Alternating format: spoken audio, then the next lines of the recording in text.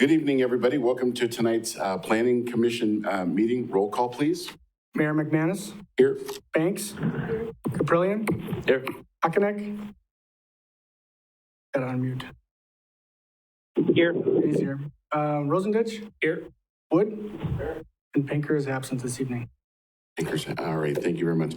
Is there a motion to approve the minutes of the May 19th, 2020 meeting? A motion by Mr. Caprillion. Is there a second? Second by Mr. Wood. Any discussion? Seeing no discussion, roll call vote, please. Mayor McManus. Here, yes. Yep. Banks. Caprillion. Yes. Hockenneck. Yes. Rosenditch. Yes. Wood. Motion carried. Thank you. Item number 4, citizens' comments. Anyone from the public wish to address the Planning Commission at this time? Second call, anyone from the public? Seeing no one, we'll close that and go to item number 5, conditional use request by Robert T. Burrows Jr. to allow for a salvage or junkyard land use as a conditional use in the GI General Industrial Zoning District located at 2609 East 4th Street, parcel 33-03412AB, presented by Josh Miller. I just have to share my screen here a second.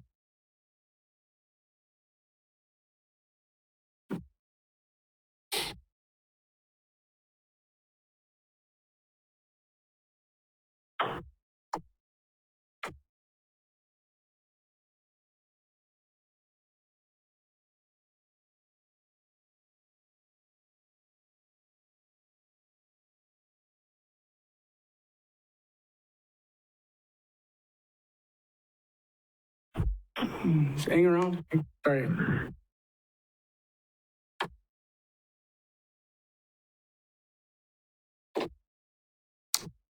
I just get shared from a presentation.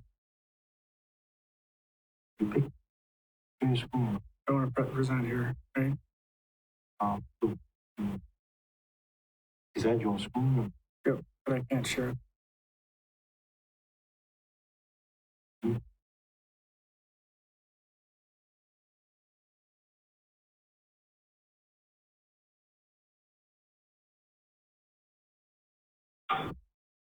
And then this one.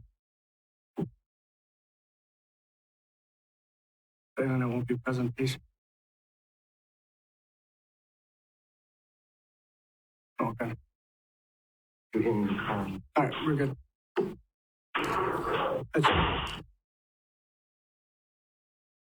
Okay.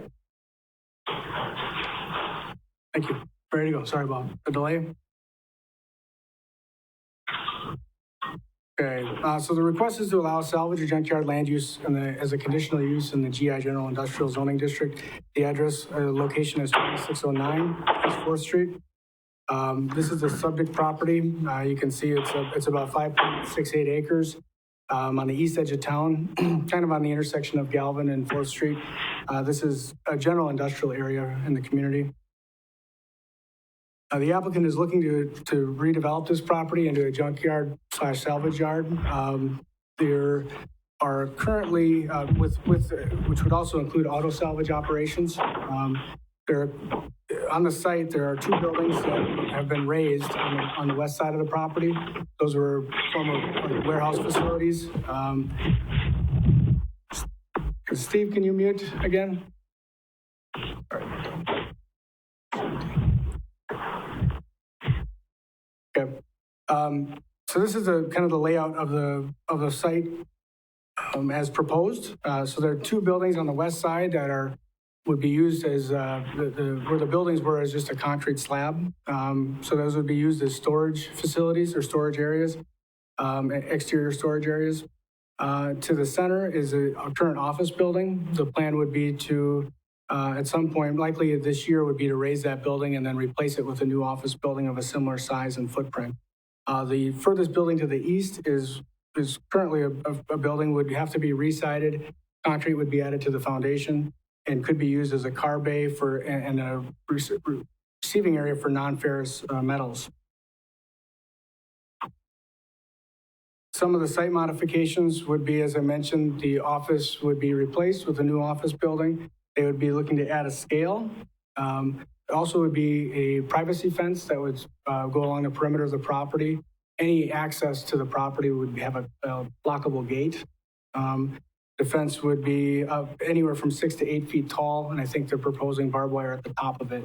Our fence code requires that any barbed wire on a fence has to be at least 6.5 feet above grade, so people can't accidentally run into it. They would be adding an above-ground storage tank. They would have to add some lighting to the site. Right now, there's very limited lighting. They would add a gravel area to the southeast of the car bay and non-Ferris building. Some of the existing buildings are located at a 0-foot setback, meaning they're right on the property line. This goes back from the time that the property was developed originally, and the applicants did apply for a variance to continue the use of those buildings.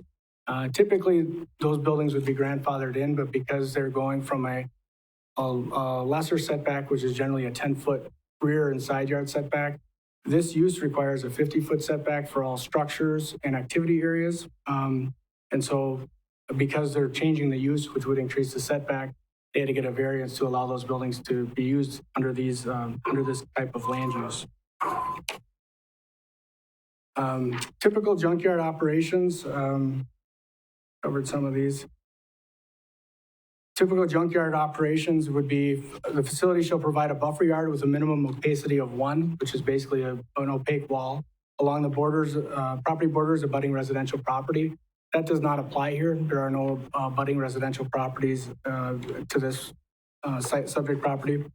As I mentioned, all building structures, outdoor storage areas, and any other activity areas shall be located a minimum of 50 feet from the property line, from all roads and property lines.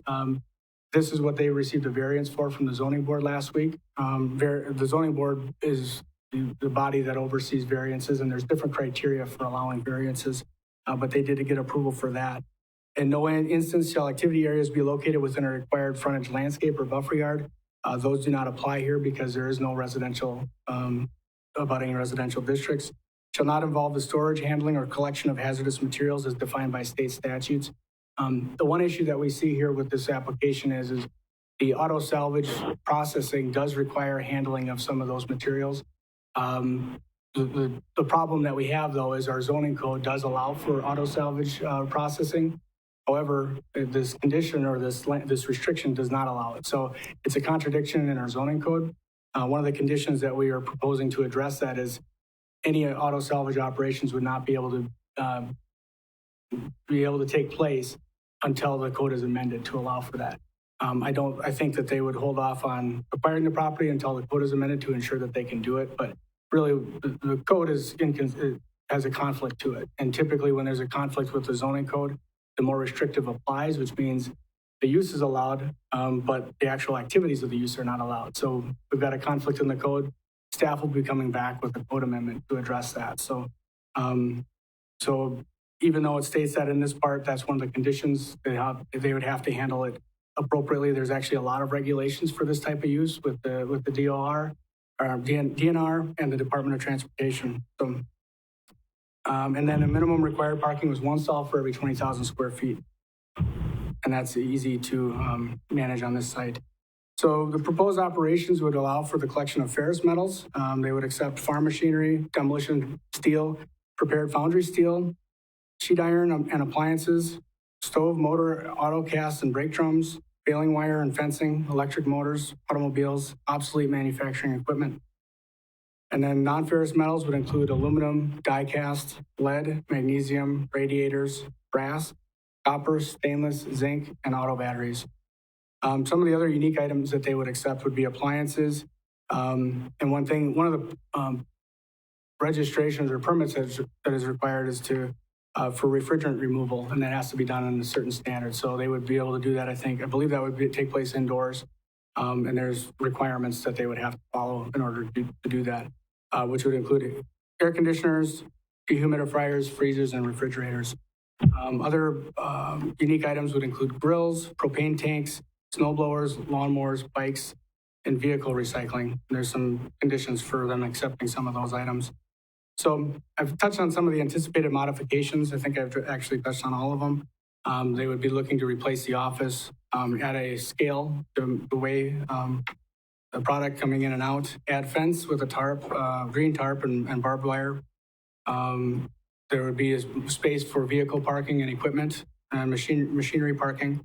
They would add above ground storage tank, add lighting, and then a gravel area.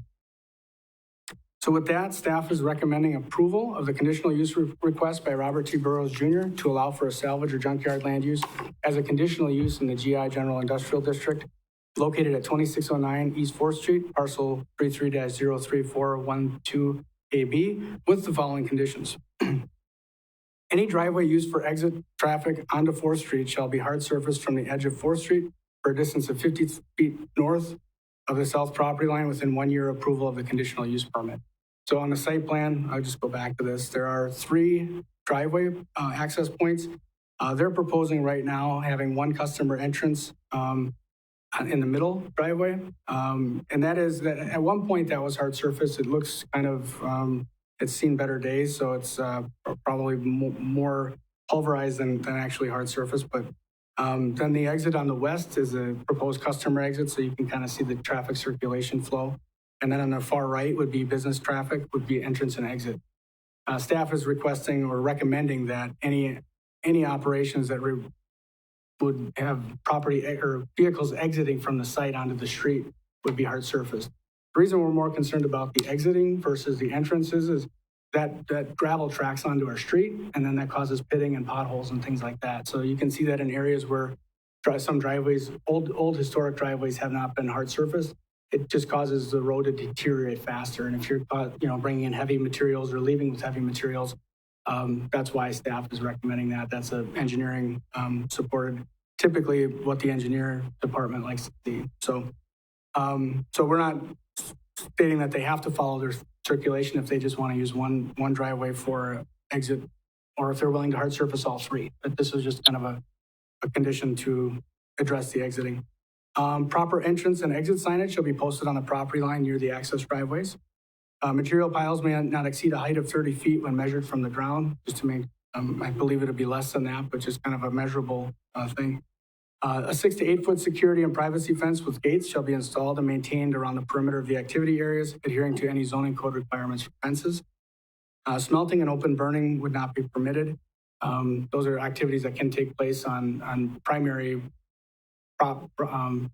recycling facilities, and it can have an effect on air quality and other things. So we're recommending not allowing that. They're not proposing that, but just as a condition to affect the air quality.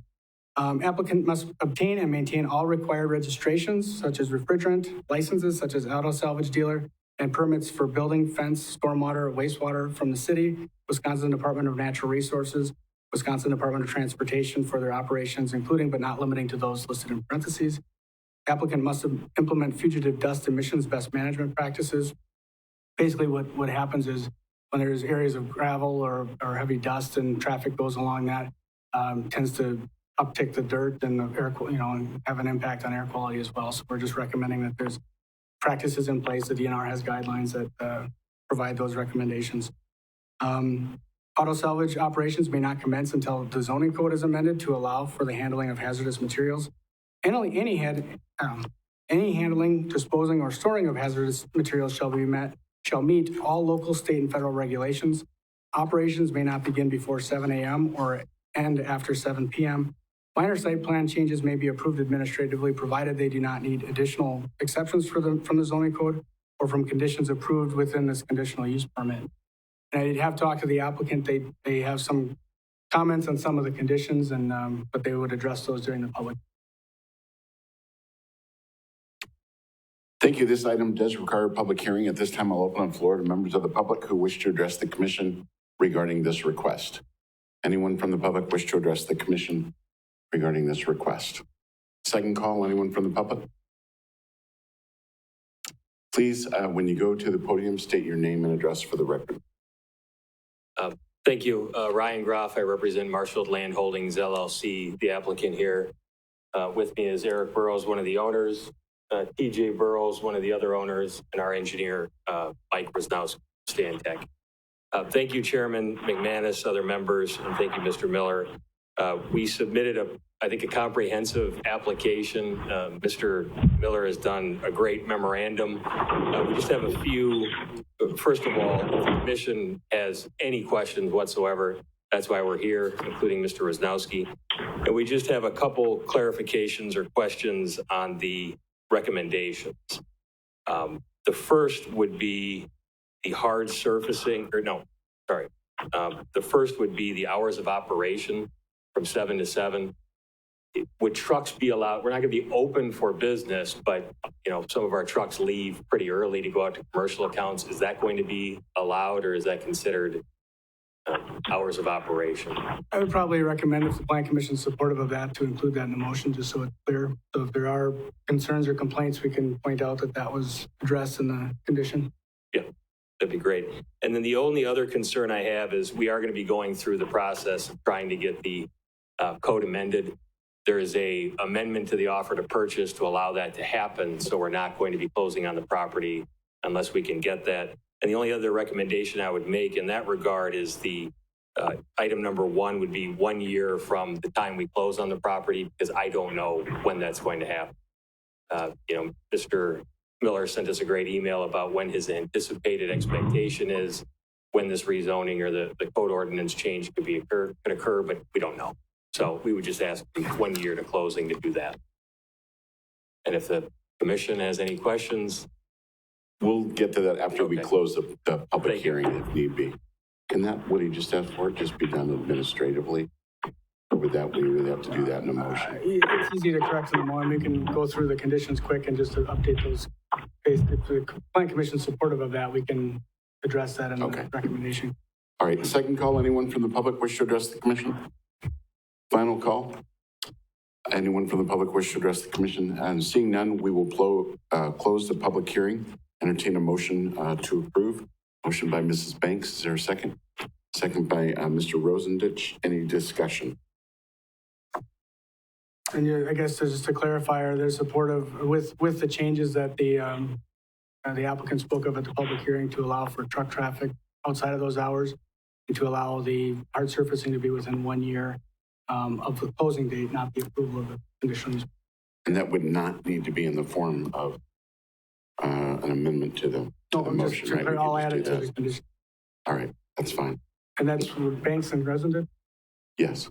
One thing I would like to ask is, when you say that the materials will be 30 feet high, what kind of materials will be that high? 30 feet doesn't sound like high, but that's high. I'm not in the business, so he is. Well, the type of materials would be like if you're doing just for instance, saying like this building here, like a demolition, and the trucks start coming into our yard. We need to stack it up so that way it's not spread out so much. So that's what we're basically talking. Yeah, it's not going to be a whole bunch of rows of cars stacked up 30 feet. It's just basically for like demolition materials. And then we kind of keep things more organized that way. Okay. Any further questions from the commission? All right. Seeing none, please do a roll call vote. Chairperson, I apologize. Sure. One item my client told me I missed was hours of operation. Mr. Miller, I think there was a discussion with Mr. Rosnowski about 6 to 6. Is that possible? 7 to 7? Yeah, I think when we talked about it, we said we would address it here tonight. I wasn't sure. He wasn't sure, I don't think, of the exact hours. So I guess that could be an amendment if the Plan Commission wants to do it administratively. To include that in the motion, 6 to 6, that's up to you guys. But I would think you could include, because that's primarily a industrial area anyway, so I don't. Right. So include that as part of the motion, 6 a.m. to 6 p.m. Yeah. Or 6, we can do 7 p.m. because that gives you some hour. Sorry, I didn't. 6 a.m. to 7 p.m. An extra hour. Perfect, thank you. All right. A roll call? Please, roll call vote. Mayor McManus. Yes. Banks. Brilliant. Yes. Hockenich. Yes. Rosendich. Yes. Wood. Motion carried. Motion carries. Thank you. Item number 6, conditional use request by Preston Tippen, representing Northridge Church, to allow for large-scale indoor and institutional land use as a conditional use, and for exceptions to the parking area landscaping requirements for the property located at 1021 West McMillan Street, 250-2603-314-0939, zoned SR2, single-family residential. Presenter Bryce Hembrook, City Planner. Thank you, Mayor. So the Northridge Church is planning on building a 14,518 square foot addition to their existing church on the north side of the city. The total proposed building will be approximately 29,965 square feet in size. Since the church is greater than 10,000 gross square feet, the land use is actually going to be considered to be a large-scale indoor institutional land use, which then is considered permitted by conditional use in the SR2 single-family residential zoning district. That's why we're here for the for the conditional use. The applicant is also requesting for exceptions to the parking area landscape requirements. So on the screen, we can see that it is located off of West McMillan Street, and it's on the northwest side of the city, and the property is approximately 4.85 acres in size. The addition will be located on the northeast side of the existing building. As is shown here, it would be in the left-hand corner is where the addition would go, left-hand corner of the picture. The only two setbacks that are affected due to this addition is the east side setback and the rear setback. Both of those will be meeting the setbacks by quite a lot. The building coverage of the lot will be increased to 14.1%, which is well below the maximum allowable limit of 30%, so that will be fine. The new construction is planned to have new accessible restroom facilities for the expanded occupancy, as well as a family assist bathroom. The new facility will also have a large room that can seat approximately 552 people on portable chairs. That way the community has the ability to use the space in alternate configurations in a new lobby area. So the applicant is also proposing to completely regrade and pave the rear parking lot to provide for a safer and better drainage pathway and to allow for better water, retainage for the site. So the applicant is also requesting an exception to the regulations set forth in section 18-133-3 of the zoning code, which requires that landscaping is provided in parking areas. So the applicant mentioned in their request that the proposed parking lot is located in the rear of the property and is not really that visible from McMillan Street.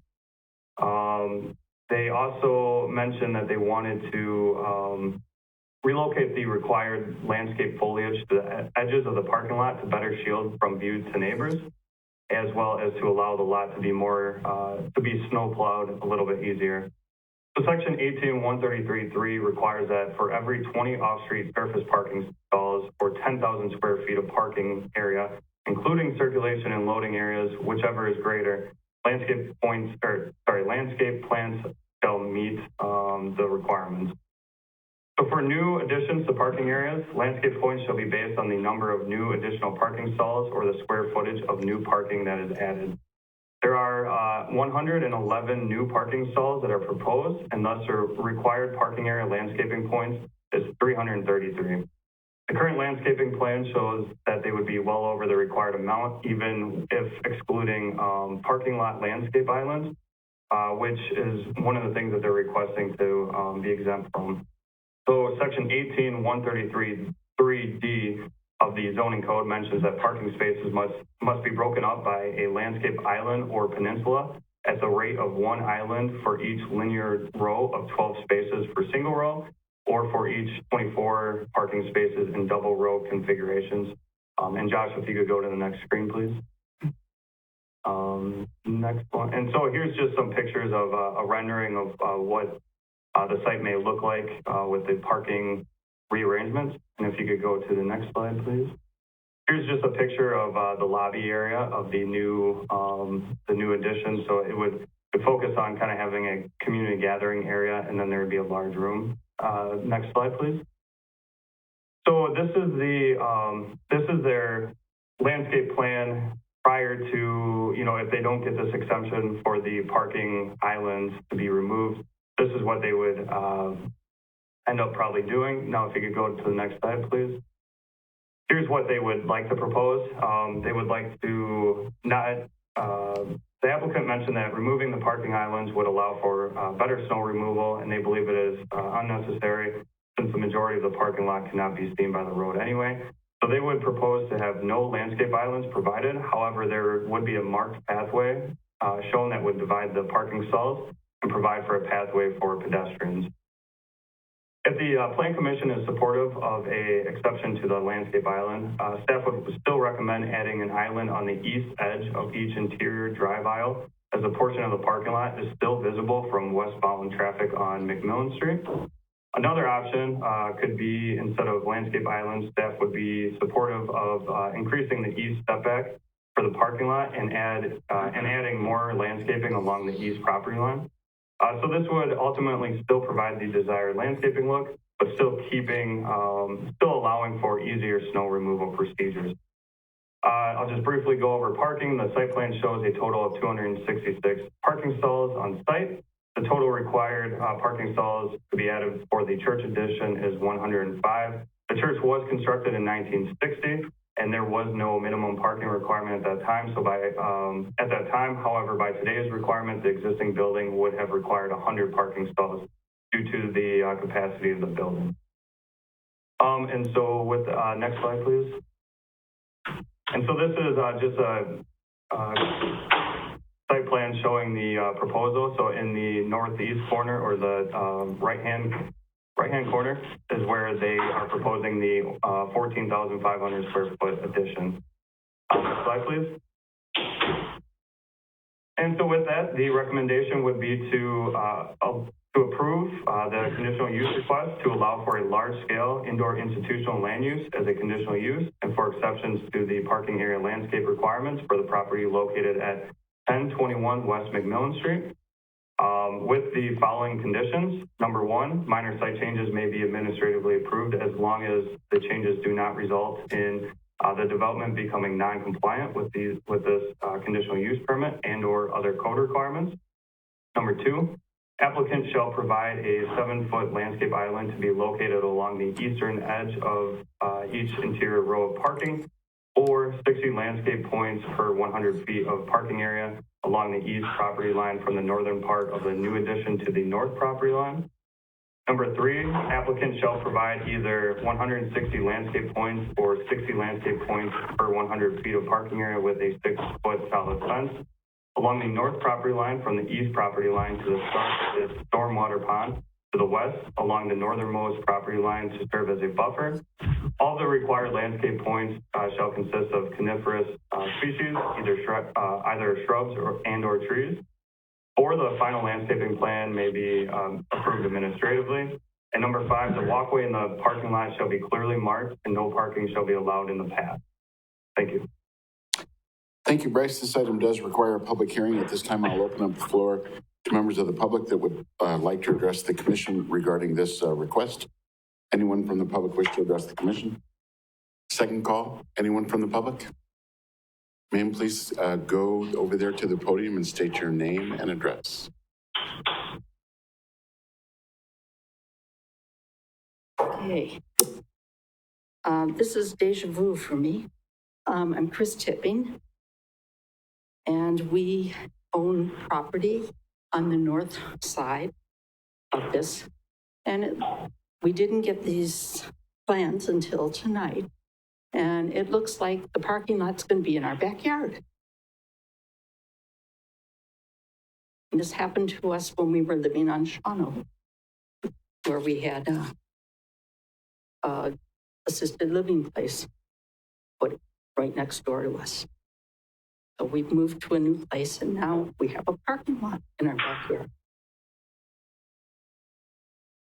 So maybe I'm not clear on how the landscaping is being done, but from the one picture, it looks like the parking stalls go right up along that north edge, and our property borders that north edge.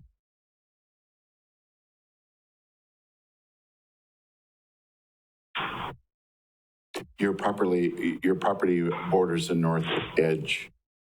I think it's, you see on this map, Mayor, it's one of the PD properties to the north. I think the first slide or second slide you showed. I'm not clear on how the landscaping is. I might have this mixed up, but from the one slide, it looked like pavement goes right up to the lot line. There's no buffer. Maybe Bryce can answer the distance setback. Yeah, I would. So our property, if you're looking at this particular slide, if you look at the very top, that's us. Yeah, so right now they're showing 5 feet in between the parking lot and your property. They would be allowed to be 3 feet away. However, they are showing that they're going to have, or one of the requirements that we would want to require is that they would be required to add some landscaping along your property line. So let me just grab my notes one more time here. I'm sorry, I can't understand what you're saying. You'd allow landscaping, what kind of landscaping? Yep. So what we do is we break it down into landscape points rather than requiring specific species and whatnot.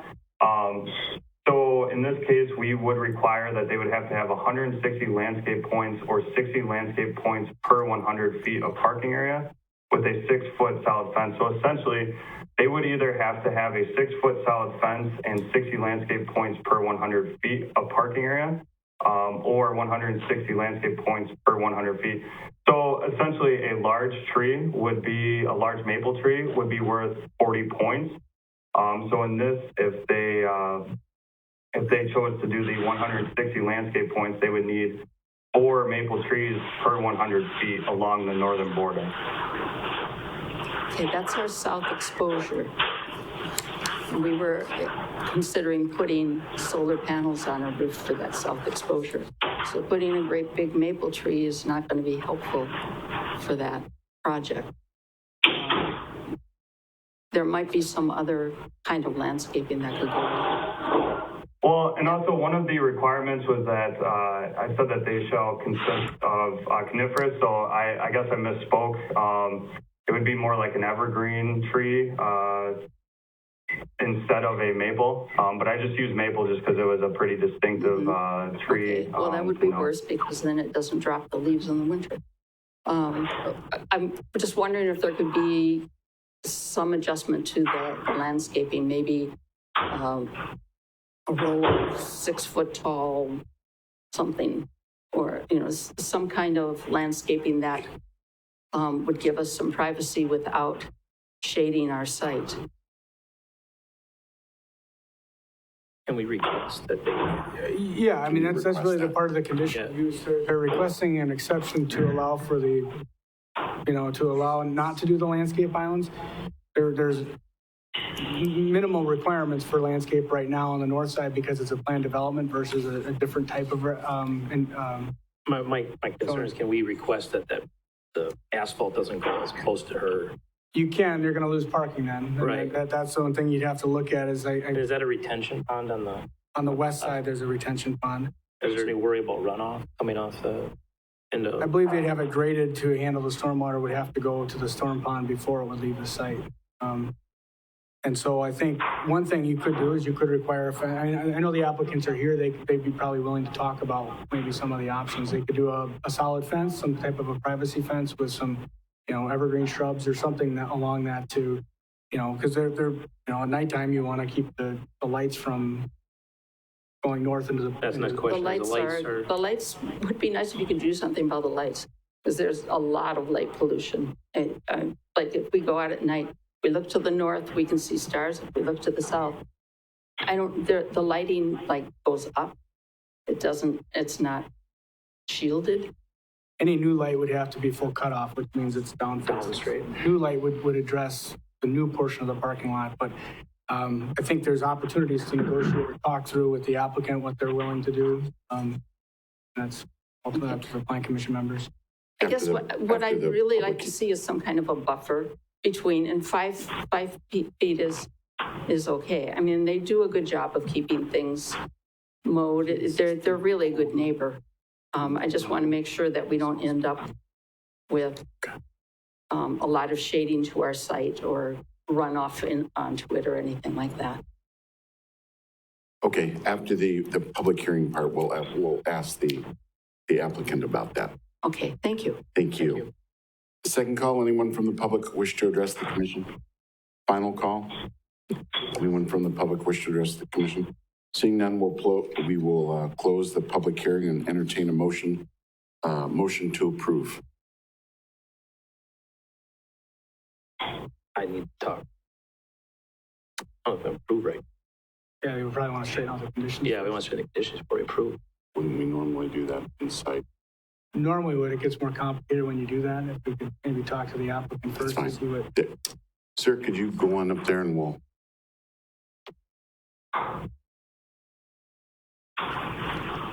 Hi, my name is Aaron Stansky, and I actually live at 725 Pimlico Parkway in Sleepy Hollow, Illinois. And I'm here with Preston Tippen, he's the lead pastor of the church, and my associate, Chris Strasser. And we are really excited about the project. We appreciate you taking the time tonight. We appreciate the input from our neighbor there. We're happy to answer any questions that you have and certainly talk through the landscape plan, which you haven't been shown, but we're happy to address those questions. And what is it you can do to address her concern?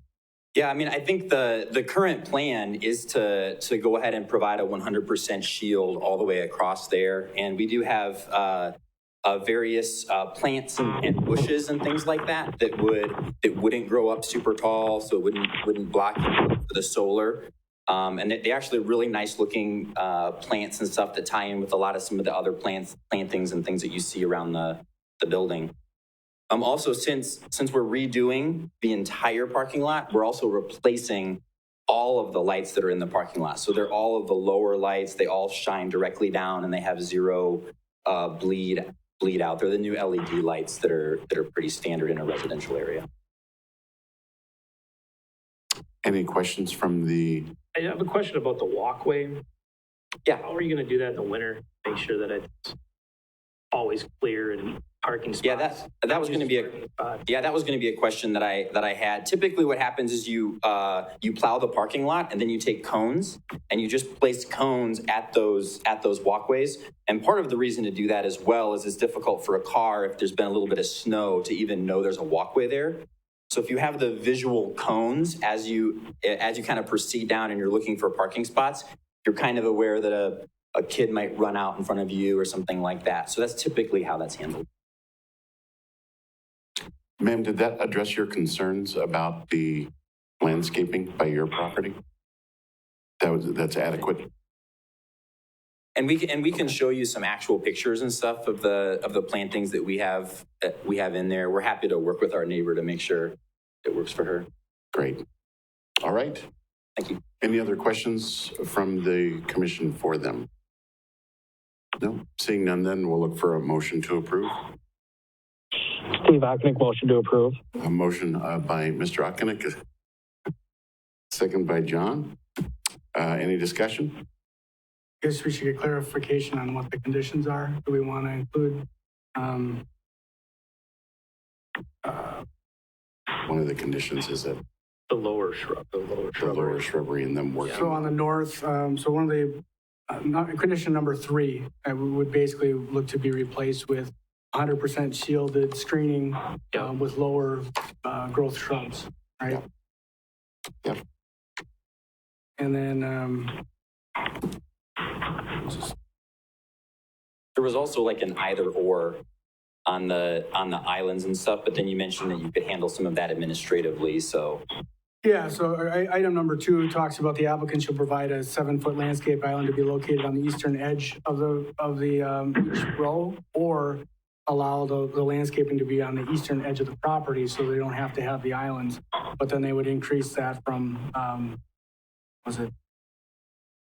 60 landscape points for every 100 feet of new area. So we'll give them the option if they want to put the landscape islands in or have more landscaping along the east edge. So it still has that feel of screening a little bit or feel. So that flexibility would give us the option to work with you administratively to do either or.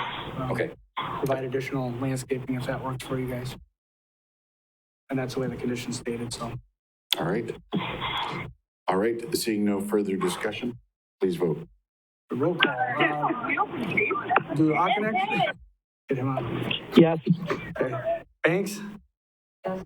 Caprillion? Yes. Rosendich? Yes. Wood? Mayor McManus? Yes. A motion is approved. That motion carries. Item 7, conditional use request by David LaPointe to allow for an exception to exceed the maximum residential accessory building square footage limit with a total area exceeding 1,200 square feet and the footprint of the first floor area of the home located at 503 North Cedar Avenue, 33-00490, zoned SR6, single-family residential, presented Bryce Hembrook. Thank you, Mayor. So the applicant is looking to build a detached garage on his property for storage of his collectible vehicles and for storing lawn maintenance equipment. The owner currently owns 503 North Cedar Avenue and 307 East Daggy Street to the east. The applicant is currently in the process of combining the two lots through a certified survey map. There is currently a house located on the 503 North Cedar Avenue site, and prior to the lots being combined, the structure will be required to be removed, and the applicant has plans to remove the structure in the near future. The property is located in the north central part of the city and is zoned SR6, single family residential. And will be approximately 0.32 acres in size once the properties are officially combined. The applicant intends to build a 988 square foot garage, which would be 26 feet by 38 feet, roughly in the same location as the house that will be removed. The principal building on the 307 East Daggy Street property will remain, and the square footage of the first floor of the house is approximately 1,064 square feet. And due to our requirements in the code, thus the allowable square footage for accessory structures on the site would be 1,064. So there is also an existing garage on the property that is approximately 576 square feet. In addition, there are two sheds that are currently located on the two separate lots. And once the lots are combined and the accessory structure would go up, only three total accessory structures are permitted. Thus, one shed would need to be removed at that time. Overall, the applicant is requesting to be allowed to have 1,684 square feet of accessory building space, or an exception of 620 square feet. So the proposed garage is planned to be located on the northwest part of the property, as shown on the site plan, and the garage will have a street side setback of 20 feet off of Cedar Avenue and approximately 15 feet from the northern property line, which is considered to be the rear lot line once they are combined. With the proposed garage and the existing principal structure and existing garage, the building coverage of the lot would be 19.4%. The maximum building coverage of the lot allowed in the SR6 district would be 40%, so it's well under that requirement. The proposed structure will have a similar appearance to the existing garage that is located on the property, which has residential style siding and appears as a typical residential garage. Josh, if you could go to the next screen, please. And actually, this is the floor plan of the garage with, it includes a 16-foot overhead door and an 8-foot overhead door. One of those would be used for storing the lawn maintenance equipment, the 8-foot one, and then the 16-foot door would be for the collectible cars. Next slide, please. These are the pictures of the existing garage. So it won't be exactly the same, but it'll be relatively the same in terms of siding and just, the way basically just the appearance is going to look similar, just larger. The applicant is planning on building the garage to the same height as the principal structure and the other garage. City staff will soon, one thing we do want to note is that city staff will soon propose changes to section 1865-8, which may increase the allowable accessory structure space a resident can have based on the size of the principal structure. So with these new proposed changes, the applicant would normally be allowed 1,200 square feet of accessory structure space unless a conditional use permit is granted. Under the proposed changes, the applicant would still be over. However, staff feels that allowing a second garage at this location would not have an adverse impact on the neighborhood. The garage would replace an older residential building, and the appearance of the site would not alter drastically from what is currently there. With the addition of the garage, the property would still be well below the maximum building coverage of the lot. And then also, there have been several similar requests that were approved that had much larger exceptions requested. So with that, the recommendation would be to approve the conditional use request by Dave LaPointe to allow for an exception to exceed the maximum residential accessory building square footage limit located at 503 North Cedar Avenue, zone SR6, single family residential, with the following conditions. Number one, minor site changes may be administratively approved as long as the changes do not result in the development becoming non-compliant with this conditional use permit and or other code requirements. Number two, the property is permitted to have a total of 1,684 square feet of accessory space. Number three, one of the sheds shall be removed by the start of construction on the new garage. And number four, this conditional use permit shall be void if the lot is to be split into two, and if the property is split, the new garage may only remain on the property if a home is constructed on the same lot or the lot is sold to an adjacent property owner. Thank you.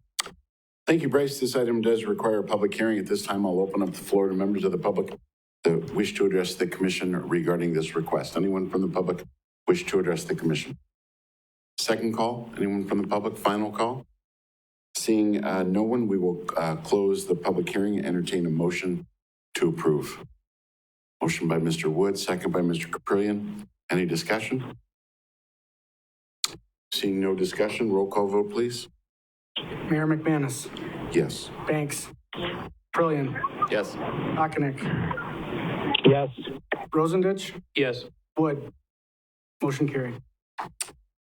Thank you. Item 8, rezoning request, Jeremy Faber to rezone the properties located at 411 South Cypress Avenue, parcel 33-07252, 407 South Cypress Avenue, parcel 33-07251, 405 South Cypress Avenue, parcel 33-07250, 1809 West Andrea Street, parcel 33-07249, 404 South Birch Avenue, parcel 33-07248, 406 South Birch Avenue, parcel 33-07247, 410 South Birch Avenue, parcel 33-07246, 411 South Birch Avenue, parcel 33-07245, 407 South Birch Avenue, parcel 33-07244, 410 South Lincoln Avenue, parcel 33-07243, 405 South Birch Avenue,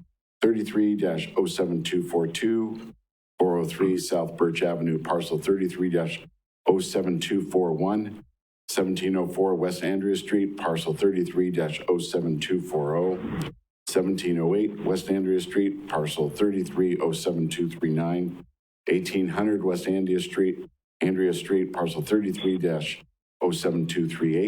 1806 West Andrea Street, parcel 33-07237, 1810 West Andrea Street, parcel 33-07236, 1814 West Andrea Street, parcel 33-07235, and 1900 West Andrea Street, parcel 33-07232 from SR3 Single Family Residential to TR6 Two Family Residential. Presenter Bryce Hembrook. Thank you, Mayor. First off, I want to apologize for making you read such a long description each time, so sorry about that. The subject properties are located on the west side of the city near the intersection of 5th Street and Lincoln Avenue.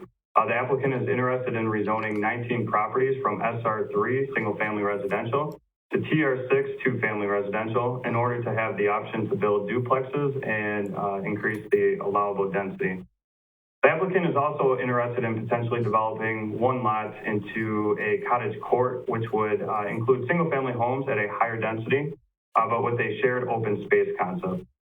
Further approvals would be required if the applicant chooses to move forward with that design. I do want to mention that if he were to go ahead with that one lot for the cottage court, he would likely have to change the plat layout, so that would also require a change too. So when I say one lot, there's not one specific lot currently that he would plan to do for the cottage court.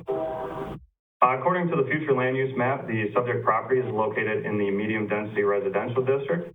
At the June 9th Common Council meeting, the Common Council approved the applicant's request to change the future land use designation in the comprehensive plan for the area from low density residential to medium density residential. So the medium density residential district is intended for single family, 2-family, and townhouse residential units with a recommended density of 3 to 10 units per acre. Prior to the 2013 citywide rezoning, the subject properties were zoned R3, standard single family district. So the subject properties are all located in the Daniels Addition subdivision. The applicant is planning on keeping the 4 other lots in the subdivision. As you can see on the map, the 4 that are to the west and to the south of the highlighted lots, those would remain SR3, which would be for single family residential.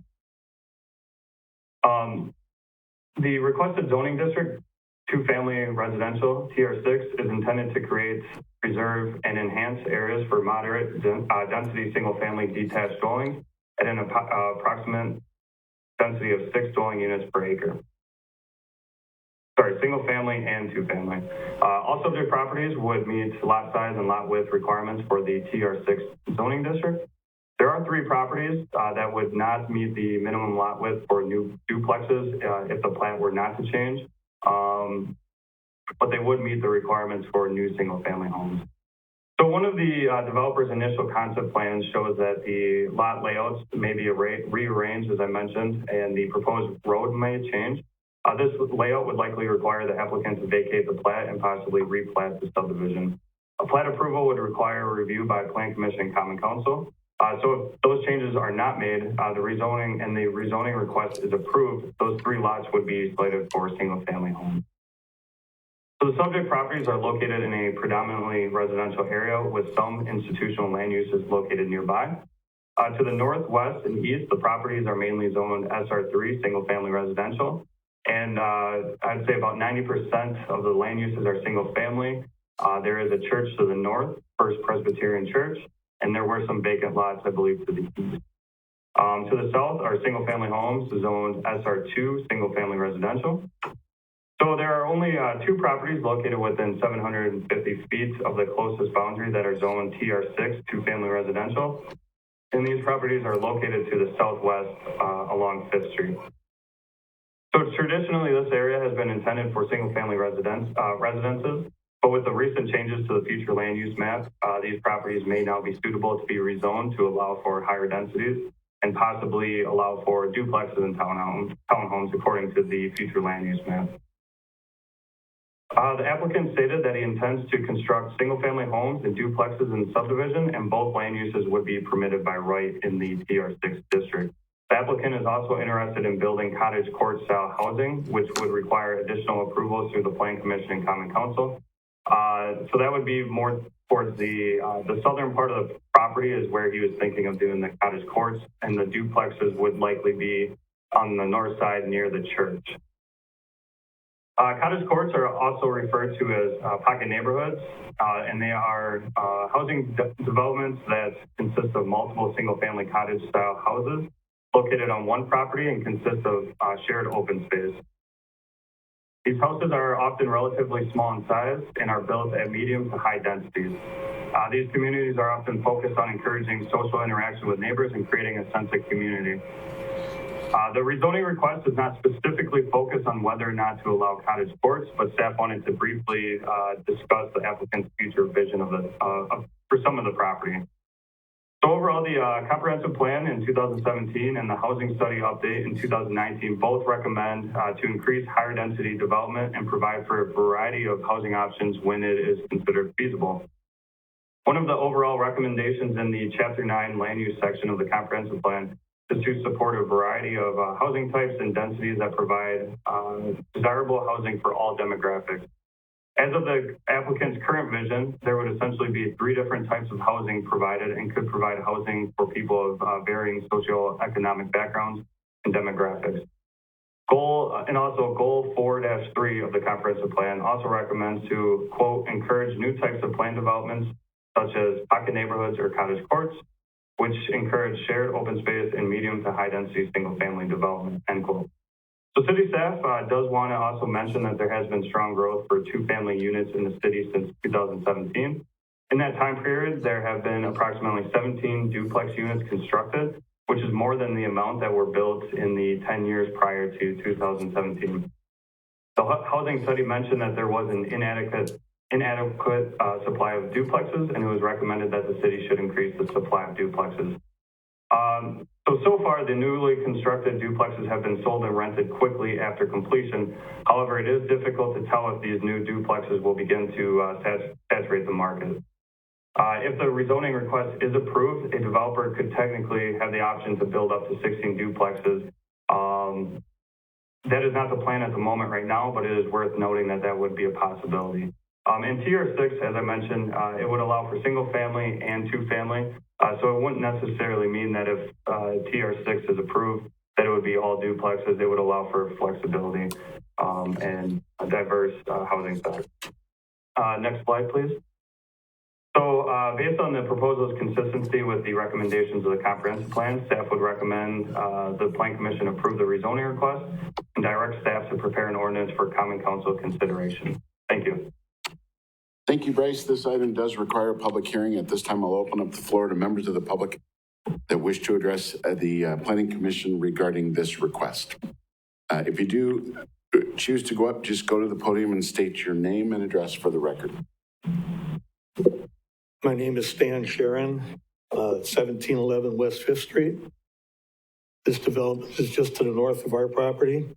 I've lived here for 30 years, over 30 years. This is a single-family residential area. I do not see any other two multifamily zoning in this whole area. I think it should stay as a single-family, the R3 zoning as is currently. Looking at the map, I had two other questions. I know the zoning doesn't take care of the platting, but why can't there be an access off of Lincoln rather than all the traffic coming off of Birch and Cypress? And the last question I had was, where is the stormwater going for this development? They don't show any development for a stormwater pond, which I assume they're going to have for their development. Where would that going to end up being? And again, my point remains, is this single family? I think it should stay that way. My opinion. Thank you. Anyone else from the public wish to address the Planning Commission? Lindy Nelson, we're at 1801 West 5th. Property is just north of us as well.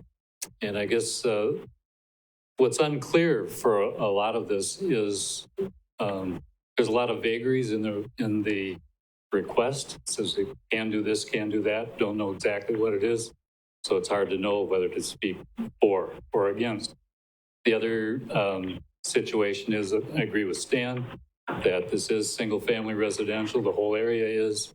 And we noticed that kind of the higher end properties along the west side are all remaining single family. It's the south side that is part of what's to be changed. Okay. Thank you. Anyone else from the public wish to address the commission?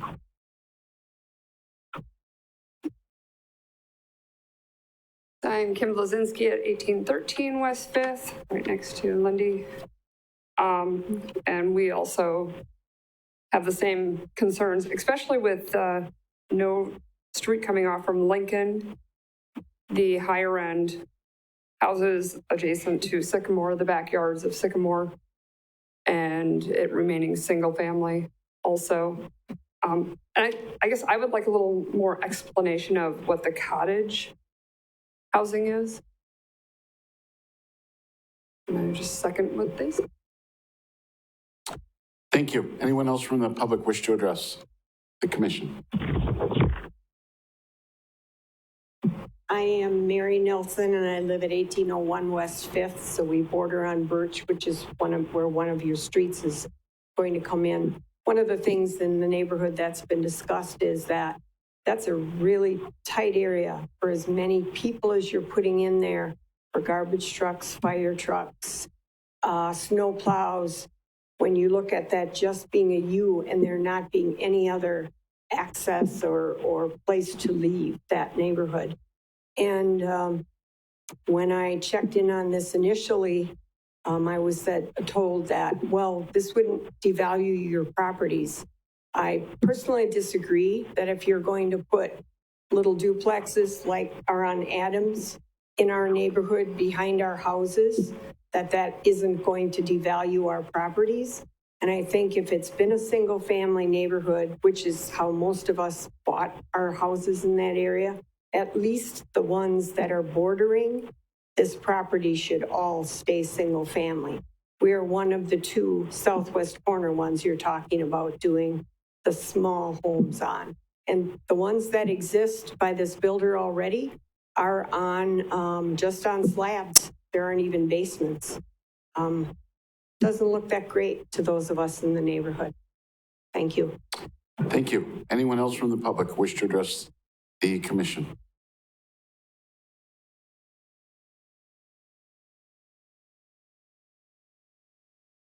Arden Rhineflash, 407 Sycamore Avenue. I agree that I would just as soon have this remain as single family. However, there are a number of nice quality duplexes in Marshfield, and I would hope that Mr. Faber, in his developments of the properties themselves, would keep them on the higher end quality if it has to be approved that way. And as far as the square footage, I know that at this point there are minimums that the city already has in their codes. So I would hope that they would be at least more than that, if at all possible, to keep the quality of those duplexes there. Thank you. Thank you. Anyone else from the public wish to address the commission? Hello, Ron Wilczek, 406 Sycamore. My wife and I, Terry, live west of there. First of all, thanks for allowing us to share some feedback. You know, we support development, we support growth, support moving forward, and we have no issue with the builder. However, we are opposed to the zoning changes for two reasons. One is kind of a micro reason, and one is kind of a macro reason. The micro reason is I don't think a subdivision with 17 or 16 duplexes fits the current neighborhood. And I think it'd be a detriment, like was previously mentioned, to the current homeowners' value. And I know you have to look at surrounding areas in terms of, hey, any other duplexes? I think there are a couple. So that's true. But I think a big difference is when we bought lots and we built homes and whatnot and bought homes, residents were under the impression there were deed restrictions. Okay, and we had conversations this week about that. And lo and behold, we find out there's not. So that's the difference between other duplexes in the area and this particular property, because everybody here thought that there were deed restrictions, and therefore that's a big difference in my opinion. And therefore I recommend denying, or at a minimum tabling, so we can do some more investigation and looking into this, and maybe have attorneys look into this, because I think that's you know, something that, I don't know, it was misrepresented to a lot of people that bought homes and lots in that neighborhood. Secondly, from a macro perspective, I don't think it's the highest and best use of that property. It's a gorgeous piece of land. It's high up. It's got a U-shaped driveway or road. You know, no through traffic, which is very appealing. You know, I think there's other land in town that's much more appropriate for duplexes and cottage style homes. For example, there's vacant land, I think near Greasy, that requires probably less infrastructure improvements than this particular property. As far as the memo that was prepared, there's a lot of facts and data that talk about, hey, why this makes sense, but I didn't see a lot of information in there that talks about the housing study and the need for single family homes in Marshfield. That is prime real estate. And if we build duplexes there, we're not going to be able to fulfill the need of single family homes. And there's a need for homes in that price range.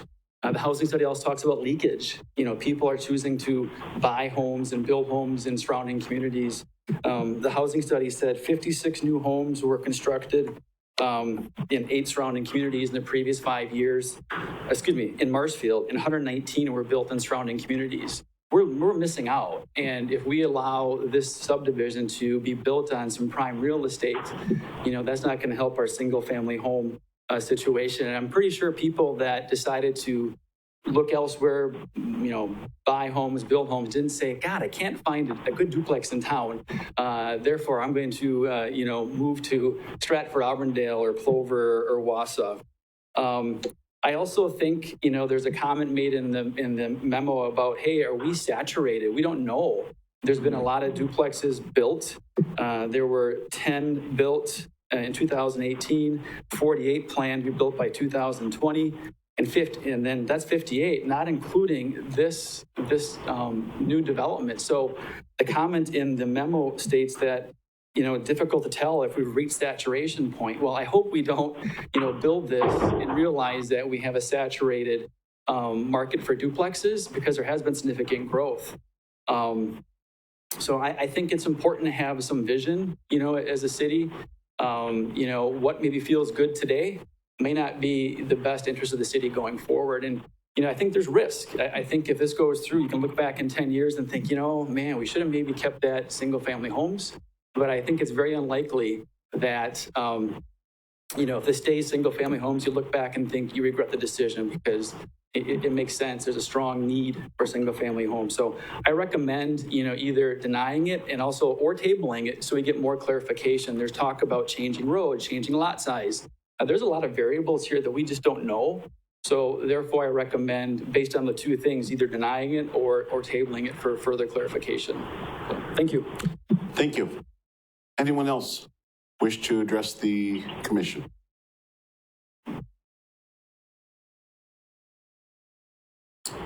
Hi, my name is Sri Sampath. I live in 411 Sycamore, which is just west of the proposed zoning change area. I would prefer to keep the zoning as single-family homes, and the reasons are, many of those reasons were already explained by the previous speakers here. I bought the property last year, and I was under the assumption that they were all going to be single-family homes in that area. I would have not bought that property if I had known that there's going to be duplexes in the area. And my impression is duplexes means rental, as the speaker already mentioned, which means lowering the property values of neighbors around it. So my point here is to keep the zoning to be single-family homes. Thank you. Thank you. Anyone else from the public wish to address the commission? Second call. Anyone else from the public wish to address? And Mayor, I have a couple that I received via email. Go right ahead, Bryce. Okay. So I received one from Vincent Samella from 306 Sycamore Avenue. Sirs, I am not anti-development, but I do not support the current development proposal for the Daniels addition. The proposal to place 36 two-family residential units places undue population density into a severely traffic-limited space. If each unit had 2 cars, this would result in 72 cars coming in and going out of what is marginally little more than a cul-de-sac. This doesn't even take into consideration any of the traffic concerns regarding visitors and deliveries. This area is currently zoned as single-family, and this is appropriate for the area within our neighborhood. Our neighborhood currently is able to absorb the busy streets of Adler and 5th, allowing good traffic flow, but preserving a safe area for adults and neighborhood children to walk and bike safely. The current proposal will, in my opinion, have great potential for disrupting that harmony. Please leave this area zoned as single-family residential. It is just too confining of a space for this great of a population influx. Thank you for your consideration. A second one from Gail Thamela, 306 Sycamore Avenue.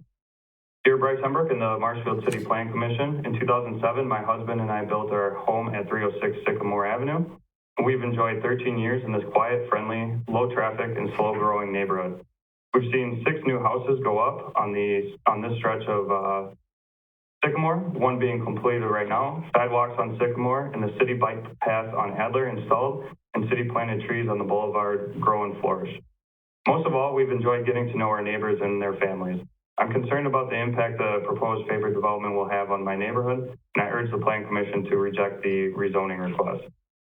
My concern is that 19 of the 23 lots would go from single family to duplexes, increasing the density from 23 households to 42, 38 households in the 19 duplexes and 4 in the single family homes. That becomes a very concentrated neighborhood, and that's a very big boost in the traffic in and out of 2 very quiet streets, Cypress and Birch, and onto an already often busy section of 5th Street, because 5th is the primary access to UWSP, Mid-State, Weber Park, and the quiet residential neighborhood all the way to where 5th Street ends at Holly Avenue. I believe this zoning change would completely change the dynamic and character of our neighborhood, by which I mean the blocks between Adler, Lincoln, 8th Street, and Sycamore, including the UWSP campus and the First Presbyterian Church, especially because of the increased traffic. I have nothing against two-family homes and know that there are several duplexes sprinkled through this part of Marshfield, including one development, Woods View at South Lincoln in Arlington, which has 11 two-family homes. That's 22 versus 38 households within a space comparable to the Faber proposal. Woods View also has a common area with extra parking and is buffered by woods on the west and north and a landscaped area, wooded berm on the east side facing Lincoln Avenue. The Faber proposal does not appear to include these features. I'm pro-development for Marshfield, and I know that increasing our tax base is vital to the city's financial sustainability, but growth must be in line with the quality of life that already exists in our neighborhoods. Please consider the safety and well-being of the adjacent neighborhood when considering this request. Thank you. And I have a few more. I have one from Bill and Rochelle Melms, 405 Sycamore Avenue. Dear Mr. Hembrook, we are writing to object the proposed zoning changes to lots 22 through 40 of Daniel's addition. We purchased the property at 405 Sycamore Avenue at the end of last summer and agreed to a purchase price that was based in large part on the surrounding neighborhood of single-family owner-occupied homes and the expectation that the property directly to the east of our home would eventually be developed with similar single-family residences as per current zoning. We may have decided not to purchase our current home had we known the property immediately adjacent was being considered for a predominantly duplex development, which I am assuming could be rental properties, or had we decided to go ahead with our purchase, we would have offered a lower purchase price. As noted in the background memorandum, this is a predominantly residential area of single-family residences. Given current zoning of lots 22 through 40 of Daniel's addition and the current nature of the surrounding neighborhoods, it was a reasonable expectation by us and others who have purchased or built in our neighborhood that lots 22 through 40 would be developed as single-family residences, and we all made significant economic decisions based on this expectation. It is my understanding that the owner of lots 22 through 40 of Daniel's addition was a developer of my neighborhood, and in fact, built a number of homes in my neighborhood. As such, he was able to use the single-family zoning designation of his development and of lots 22 through 40 of Daniel's addition as a sales inducement. He has benefited economically from this longstanding zoning designation of the subject property. The city has also benefited has the benefit of reaping significant property tax benefits from the higher value homes built in the neighborhood.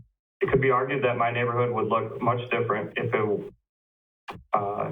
it would likely be a neighborhood of duplexes if the subject adjacent property had been zoned for duplexes at the time of the development of my neighborhood. That would have had a negative financial impact on both the developer and the city, but that is not what happened. Both the developer and the city have economically benefited from the single-family zoning designation of the subject property.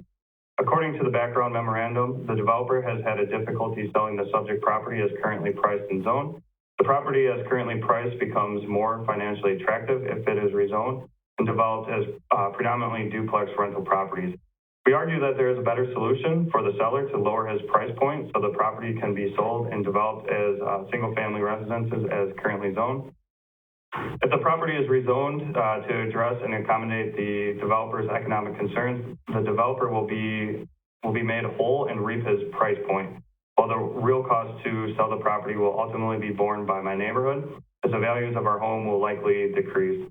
This seems very unfair as the developer has already reaped financial gains through the sale and development of lots in my neighborhood. The sales and development of which were incentivized by the current zoning designation of lots 22 through 40 of Daniel's addition. Thank you for your consideration. I have also a letter from Richard R. Reeder, 300 Sycamore Avenue. I would like to express my opposition to the rezoning of lots 22 through 40 of Daniel's addition. We want to protect the living conditions and preserve the privacy and the character of single-family residency. The adjacent single-family homes have professional young families, and they, like my wife and myself, bought property here because it was single-family zone. Two-family residential means more people, more traffic, safety issues, and noise. It may cause our property values to decrease. I also have Carol Reeder from 300 Sycamore Avenue. Daniel's addition should be preserved as low-density single-family residential. Thank you. I would like to object to the rezoning request for lots 22 through 40 of Daniel's addition. We came to Marshfield and selected this neighborhood because of the plan for single-family living. Going beyond the plan of single-family zoning would defeat the character and development of this neighborhood. We have young professional families. The increased traffic and safety issues would seriously affect the quality of life for all the families that settled here with the hope of single-family living. And then I have two more. We have one from Vikram Mikela and Saljana Bapani. We live at 212 Sycamore Avenue and would like to let you know that we are in objection to rezoning the land as multifamily residential, rental properties such as condos, apartments, or duplexes.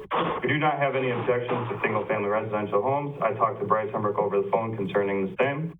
And then I have one from Suman Kanchareddy at 213 Sycamore Avenue.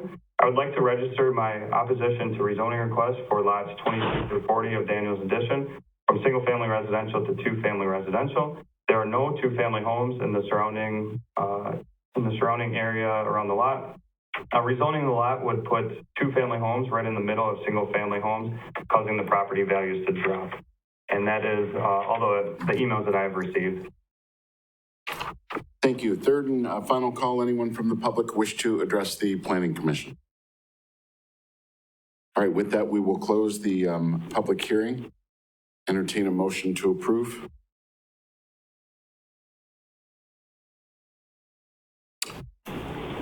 This is Steve. Steve? I would make a motion to send this back to staff to address the concerns here and see if there can be some sort of compromise made with the rezoning to meet both the requests of the owner and the requests of the property owners we've heard from today. So your motion is to send it back to staff? Correct. Is there a second? I second it, but I mean, we need some comments. Yeah, that's right. Yeah, we have to get to, so we have a second from Mr. Rosenich. Discussion? So I think the one thing that's very, very difficult to look at here is that this is a predominantly single-family area. And without a rendering, if we would have gone ahead to approve the original one, there could be as many as 19 duplexes there, which I just don't think would fit. It just wouldn't even fit the area. Please do. So that is one thing. And as well, I really think you may want to consider, the developer might want to consider this to be some sort of planned unit development where we could see a rendering when you're looking at bringing in something of this magnitude. People have to, can we see if we can get... Hey, Steve, can you mute again? Yep, sorry. Something of this magnitude, people need to be able to see and things like this because, you know, is there issues on will duplexes affect value and things like this? And Mayor, if I could jump in. Sure.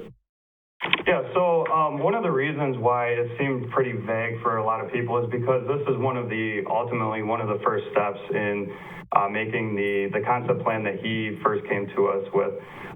Basically, like I said, it's one of the first steps because he figured that he would try to get the rezoning prior to going through the plat process, because if he can't get the rezoning, then nothing can happen further, or not at least his plan that he would like to do. So essentially, he wanted to be able to make sure that the rezoning would be something that would be recommended by Plan Commission and Common Council before moving on to a process that takes multiple months and adds some cost to that as well. So that's kind of why we're going through the rezoning. And I try to state kind of his plans because we don't necessarily have a final plan set out.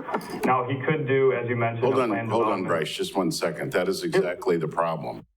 Is that there's no final plan. How are we supposed to approve something when we don't know what we're approving? That makes no sense. Bryce, do you have that plot plan that we have drawn up so far? So I would strongly suggest that that we approve the motion to take it back to staff and staff bring the commission something that we can approve or deny. Because this right here is, this is my personal opinion. Understand it. There's nothing here to approve, that we're approving candy. It's like, well, we could do this, but we might do I this. don't know what a duplex looks But we could like. turn around the corner and do this. That makes no sense. So, and for future things, when staff brings it to the commission, It can't be as. it needs to be better than this. This is not. Well, and if I may, so typically with the rezoning, we don't typically bring too much of the plans in because we're not there to approve the site plan. We're there to approve the rezoning, the zoning district of the property. So that's why, because nothing's been approved, it was kind of hard. This is, like I said, it's kind of a chicken before the egg thing. We had to get it rezoned first.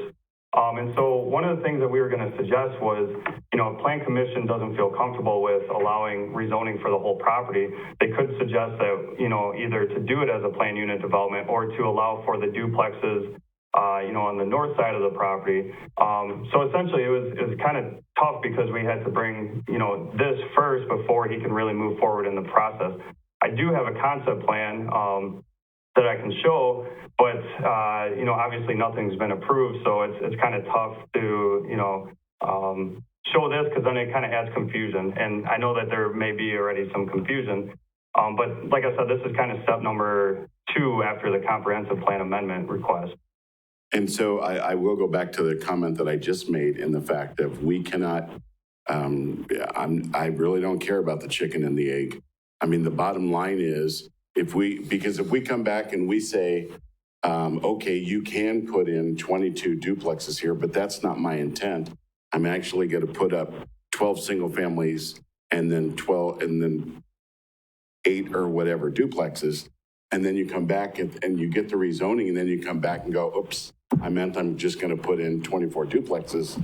That makes no sense. So I don't want to do that to the builder. I appreciate the fact that the developer is trying to do something here. Give us something that we can approve. Bryce, do we have the concept plan to show?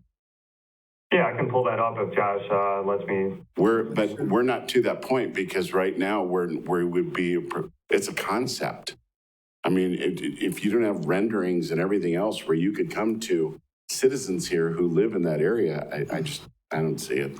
That's where I am. I want to know exactly what can happen if we approve this rezoning. What can and cannot happen in the future if we approve this thing.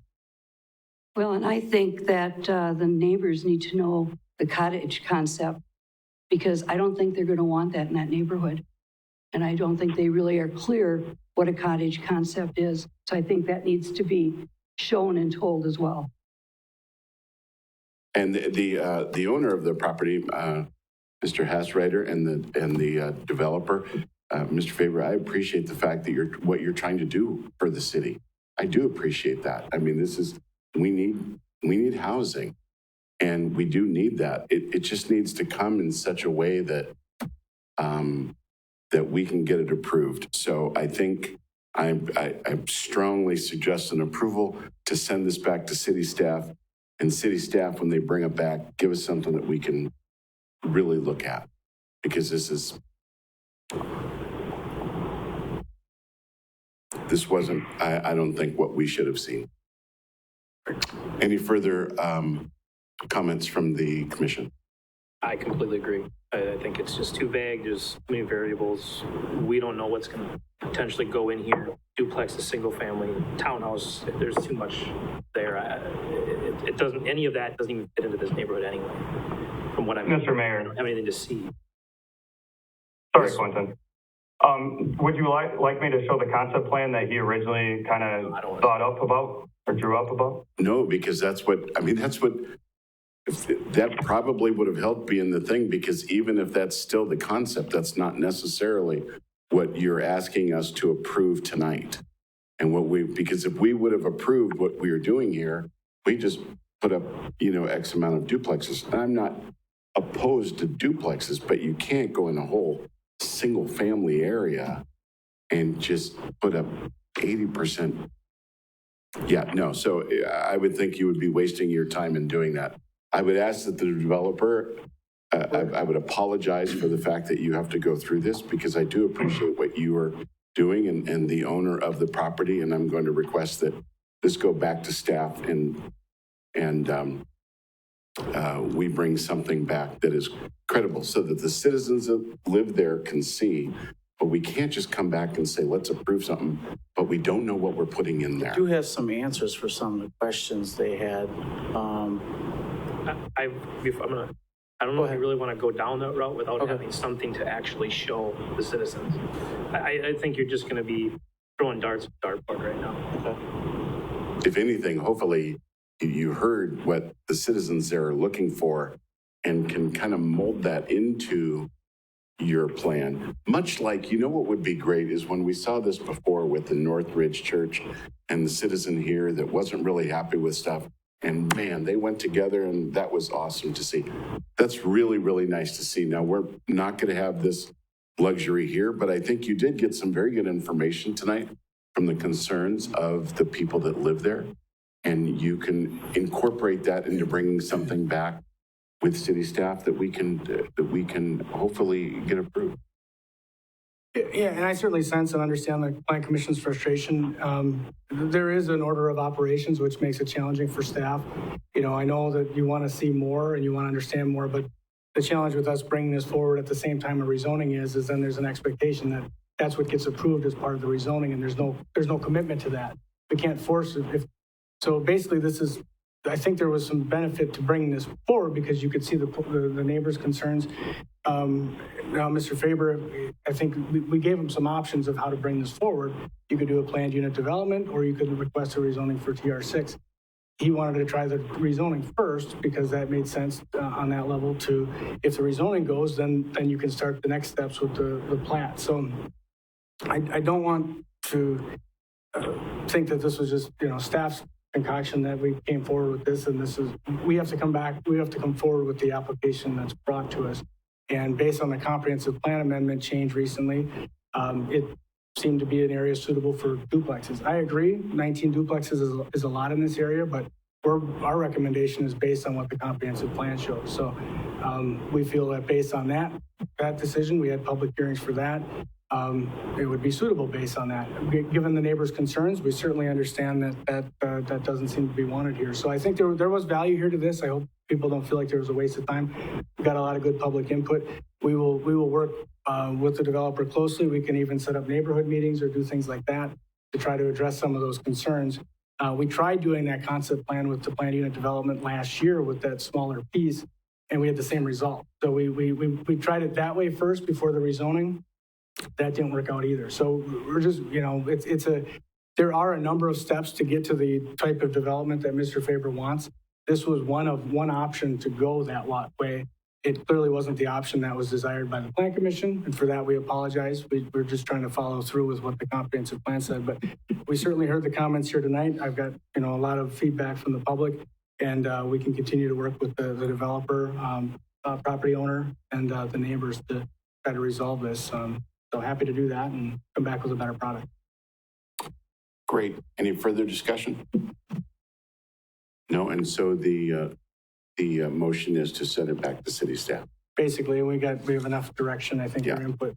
Roll call vote, please. I have one more comment. So there was a lot of discussion tonight about traffic and then what the impact would be. Can we get some information or I don't know if we have any resources that can guide us on how traffic could be impacted? Yes. In different entrances. I mean, we had some comments about coming off Lincoln, and I know there's that's potentially getting reconstructed in 2024. Yeah, I think so. We would like to see. They would.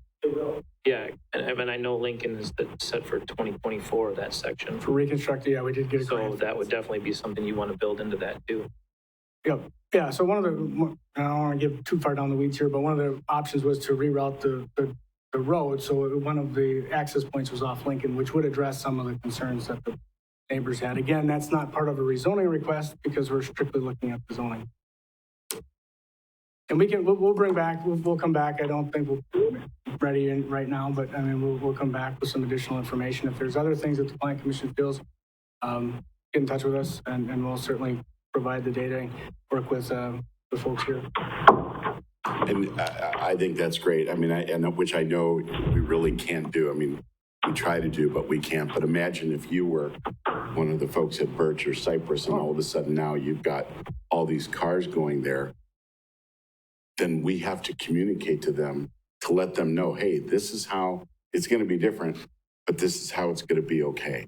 Mm-hmm. Because right now, they really don't know anything. And so you can't get public help from doing that.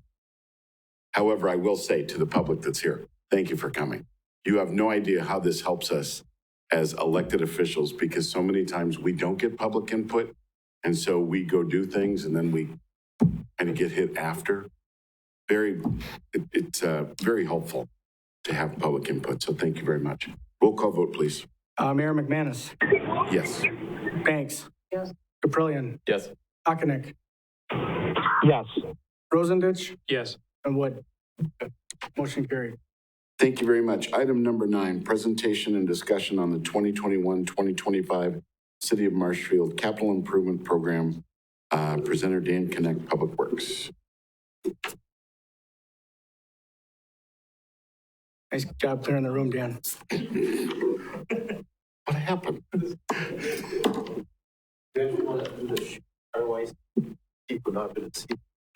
Yes, I'll make sure. Go back to this one here. Skip this guy here.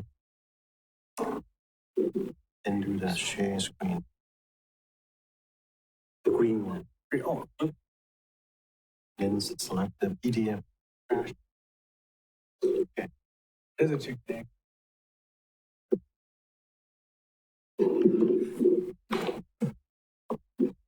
Everybody cleared out when I got here. What'd you do, Dan? What did you do? Well, thank you for your time tonight. We wanted to give you a quick update on our CIP planning process here. We're not quite to the finish line on that, but we thought the timing would be good to get any feedback from the Plan Commission on what's being proposed for our next 5-year plan. I'll start with a little background. I don't think we came to the Plan Commission last year at this time. We had just updated our CIP policy in 2018. And at that time, we expanded the definition of a capital project to include essentially all city assets of anything over $10,000. Not just physical improvements, but we went to including vehicles and equipment, technology upgrades, both software and hardware, capital maintenance items, bigger ticket items such as crack filling and seal coating on our city streets. And essentially, we created a 5-year spending plan, which took into account more than just physical public works improvements. So the plan's a little bit bigger than it had been in previous years. Tonight's presentation is just going to be a high level, hitting those items that would be of interest to the Plan Commission, more of our traditional CIP type projects, so infrastructure related type projects. I'm not going to cover all the vehicles and equipment and technology or smaller projects, but hitting just some of the highlights. As I mentioned, we're not quite to the finish line yet. The plan is still under consideration by the council. There may be some adopted or some changes yet before it's adopted, but any input from the Plan Commission could certainly be conveyed to the council and considered as they take the final plan into consideration. Yeah, so with that, I will move into a review of some of the primary projects. I have them on the screen. I know you were sent the link to the entire document. This is just an abbreviated version of it, and I'll work through these primary projects. And then if you have questions at the end, I'll be happy to, or as we're going for that matter, any of these projects. And then if there's projects I didn't cover, but you noticed in the plan as you reviewed it, I'd be happy to answer those. And I'm sure Josh can chime in if I stumble on something here. So the first one I have on the screen is an airport project. It's a reconstruction of the pavement at the airport. In the narrative, you see that it was last improved in 1991, and it's showing some significant age. And the graphic here shows the limits. This is the primary runway at the airport. The great thing about airport funding is we get significant input from state and federal sources, so that you'll see on here the cost of the project is $9,000 in 2021, $125,000 in 2023, but it's a total cost of $2.5 million. So the rest of the bulk of it comes from state and federal sources. So this is the highest priority for the airport. They do a few other smaller things on their radar, but this is the one that they're really focused on right now. Next project, we've got some development services projects, and Josh could maybe speak to these if I misstate anything, but first one that Plan Commission might be interested in is a redevelopment plan for West 2nd Street. This is from Chestnut Avenue by the post office down to the ball fields. This has been talked about for a number of years to say that this corridor may have some redevelopment potential. But what would it look like? This plan would put together kind of a rendering, a concept of what could happen on that corridor if it were to be redeveloped. That would be a 2021 effort and funded through our Economic Development Fund. The next one would be our housing incentive program. The discussion tonight was pretty lengthy about the subdivision there up at 5th and Adler, or 5th and Lincoln. This project or this funding source would be to assist development of these new subdivisions. It's difficult for developers to fund them 100% on their own these days. This has been put into place to try to incentivize some of these new single-family and two-family subdivisions. We did have some money in the 2020 budget for this purpose and have gone through a housing incentive application process, selected a project, and right now that project's been put on hold for a couple of reasons, but this would try to revive that in 2022. The funding sources are split between the 205 fund, which is our economic development source, and then city borrowing of long-term debt. Another new initiative here would be acquisition of land for expansion of our East Industrial Park. Our Yellowstone Industrial Park, which is on the east side of Galvin Avenue, is becoming quite full. Our latest addition there was the PCA project from a couple of years ago, which really took up a big chunk of our acreage. This would look for additional land further to the east and develop a TIF district to start that process off. Okay, the next series of projects here are typical street reconstruction projects administered by the engineering division. The first one here is Lincoln Avenue from Ives to McMillan, a new water main installation. This would serve an area of the city that was annexed back in the late 60s, but never had water service to it. There's a significant number up there on the Nelson Marathon subdivision area that are still on private wells. And we've had on our radar for a number of years to try to get water service up to that neighborhood. This would be targeting that project in 2021. It actually had been targeted earlier, 2019, and we had some housing incentive projects, maybe some land up there that was ripe for subdivision development. And we put this project on hold because it would have made a lot of sense to tie that together with a new subdivision up on that end. So far, that hasn't quite come to fruition yet, but this would be a project to get water main up to that unserved part of the city. And that's just the map showing. Apologize for the maps. Our clarity didn't come through all that great on some of these maps, especially if they were zoomed out further. It's tough to read some of the streets, but I think you know where most of these are. The next one is Lincoln Avenue from 5th Street to Adler Road. It was mentioned during the earlier discussion that we have this stretch plan for reconstruction in 2024. We received a grant through the Wisconsin Department of Transportation that will cover 80% of the construction cost of that project. It would be to convert the existing ditch street to a curb and gutter street with sidewalk on both sides, connecting sidewalk from where it ends at 5th Street north to the trail area at Adler and Lincoln. Again, it's 2024 construction, and there's the map. That one's a little clearer, so maybe read that one. Next project is a smaller alley project behind the Baltus Car Wash on the east side of Central Avenue between 5th and 6th Street.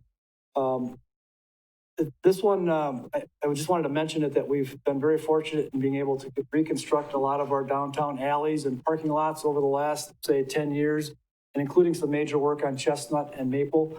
This is the last of our downtown alleys that would need to be reconstructed.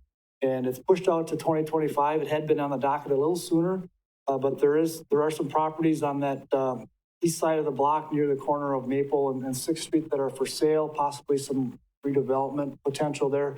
Kind of wanted to see how that shook out before we put the alley in case there was some construction or major improvements on that block. They wouldn't be disrupting a brand new alley. We have done a little bit of patching in that alley to kind of buy us a little time on it. But again, that would kind of finish, be the last of some major improvements in our downtown in the last, say, 10 years. There's just the map of that project. The next one is probably our biggest ongoing project. That's our asphalt paving program.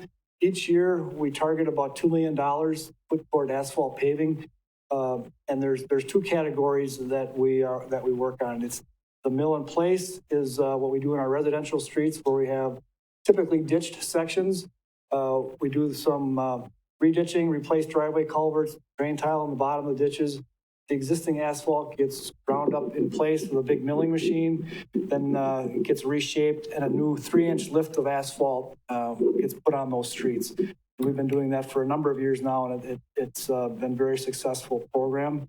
About half of our $2 million gets spent on that effort, and the other half gets spent on overlaying our concrete streets. We may have driven Oak Avenue north of 14th Street lately. That one has just recently been completed, a concrete street that still had life in it, but the surface was in poor condition, so we do some concrete repairs and then put 2 or 3 inch asphalt lift on it, and you get another 20 years or more out of that street.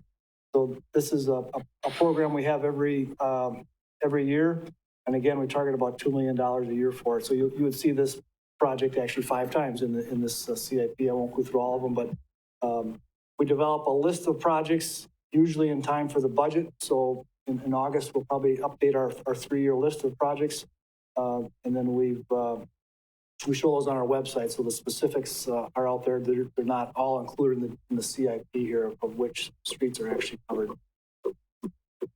The next one is an emerging need, a Calshed Street between Oak and St. Joe's, busy street up by the clinic, between their parking lots and the research center and the main clinic buildings.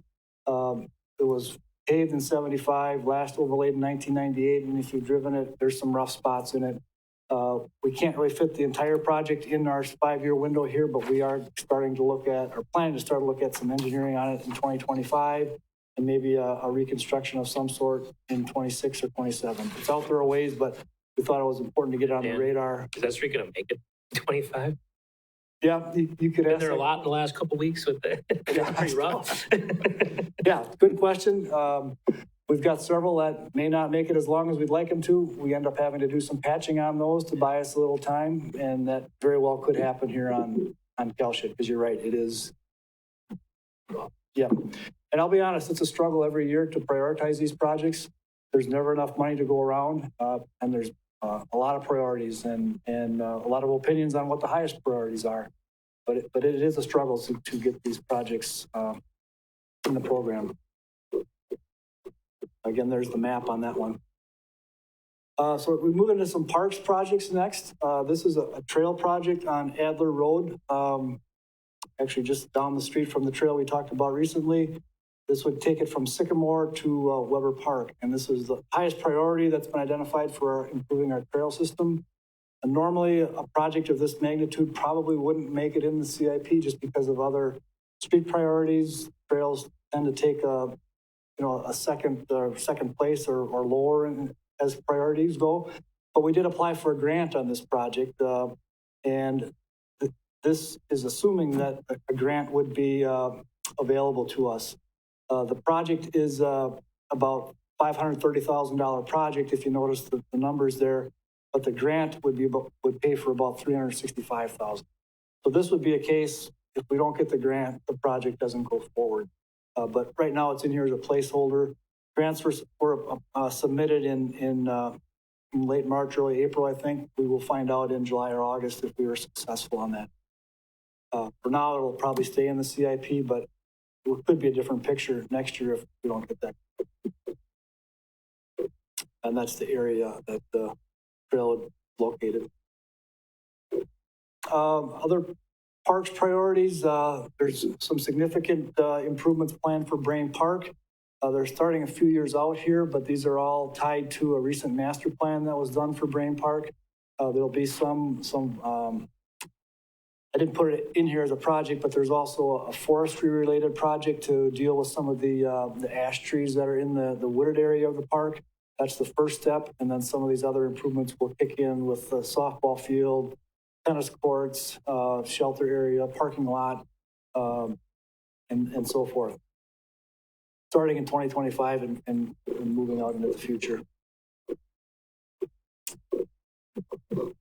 And then, of course, the big one for the parks is the pool replacement. When the CIP was developed, we were under the impression or kind of planning that this would be a 2021 project. Council action recently has initiated that project now, so it could possibly start this year. You'll see that the funding is $3 million in donations, $3 million in borrowing by the city. It's likely that borrowing will occur in 2020 instead of 2021 because the project is now being prepared to go out for bid as soon as it can be ready. And if things fall into place, we could see some demolition on the current site and construction starting this fall, pending approval of the borrowing and bid contracts.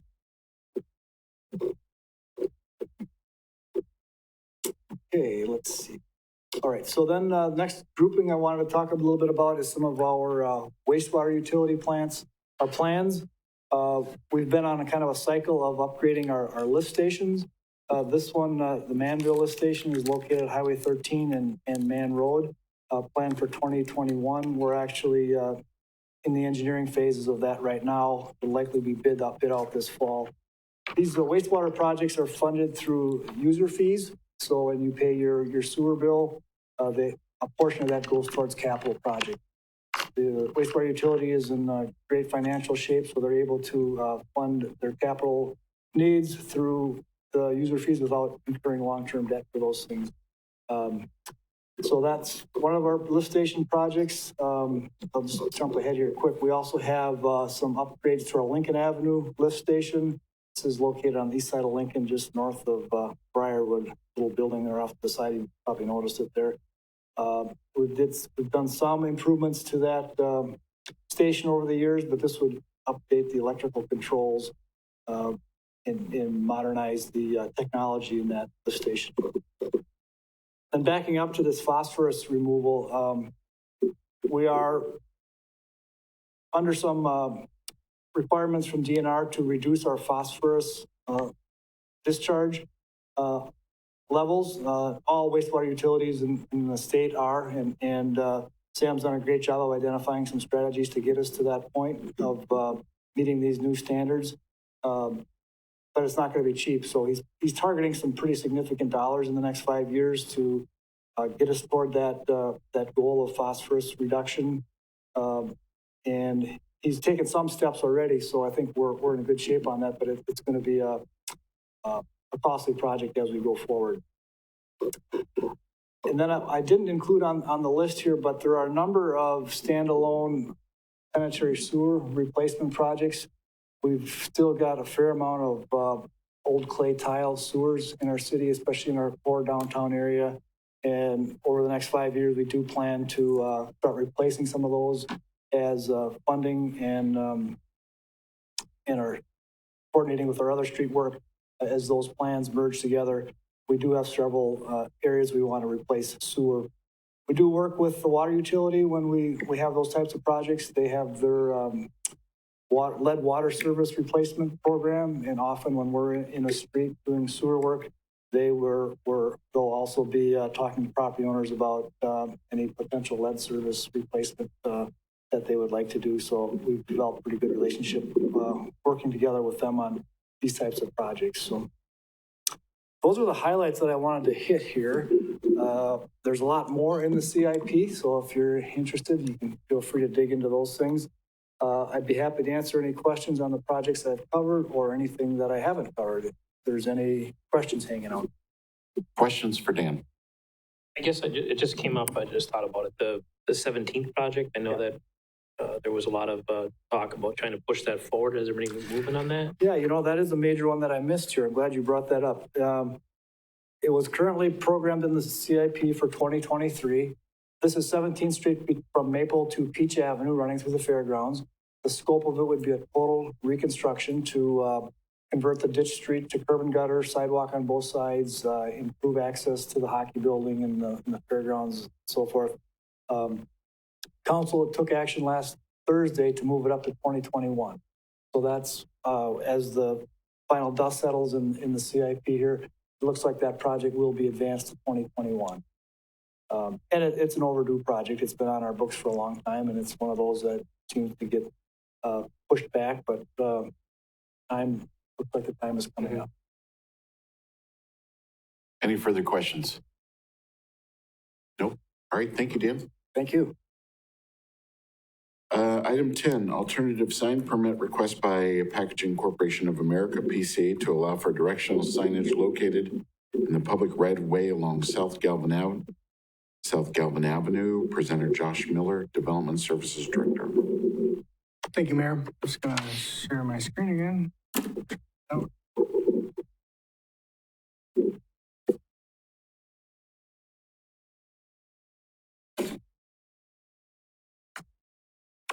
Okay, there's a correction to the staff report that I'll make as I go along here, but Packaging Corporation of America is a large facility off of Galvin Avenue and Yellowstone Drive. They started operations late 2018, and they've been fully operational since that time. In the early mid-2019, we had some concerns from some of the neighboring businesses that some of the truck traffic would get lost or not go in the right location. Their shipping and receiving area is off of Yellowstone Drive, but their main entrance for customers and employees is off Galvin Avenue. So a lot of truck traffic would get turned around and end up in some of these other businesses. And so we heard about it. We brought it forward to their attention. One of the solutions that they had was to propose a second address for the shipping and receiving. So if you put in give that a Yellowstone Drive. So if you put that into your GPS, it'd be a little bit easier to find. The other issue we were kind of waiting to see is how their stock typically comes in off of rail, and their rail line wasn't operational initially. So we were going to see, okay, would that address some of the concerns and some of the truck traffic? It did. It reduced the number of trucks that they have coming to the site, but it really didn't address the problem. They still have a number of vehicles or trucks that come on site and go to the wrong driveway. If you've seen that site, the driveway off of Galvin is kind of long and there's not a lot of turnaround area. So if a semi goes down that, they're kind of stuck, and it's a problem. So they tried adding the address, and that didn't work out that well. It didn't solve the problem. And same with getting the stock, the main raw material from rail. That didn't solve the problem. They get trucks from all over the place, different supplies. And so it's not always the same truck driver. Otherwise, they'd know where they're going. So they're proposing to put 2 directional signs along Galvin Avenue. One for northbound traffic just south of Yellowstone Drive. So it would have in the location just south of Yellowstone Drive, directing traffic or trucks for PCA to go east on Yellowstone, and that would be where the shipping and receiving driveway is. And then one coming from the north, from southbound traffic, there'd be another sign also pointing to the east, pointing left as traffic gets past the PCA property. Originally, this was going to be taken to the Board of Public Works last night. That didn't happen, so they're going to be reviewing this at a later date. But there is a need to get this done. They've requested this. The signs would be about 30 by 36 inches, so about 7.5 square feet. And feel like that would be visible enough. This is kind of my poor effort of rendering of the sign. I know you guys like better renderings than this probably, but I did what I could. See, now that we can work with. Okay. I can draw a sketch of it. What's that?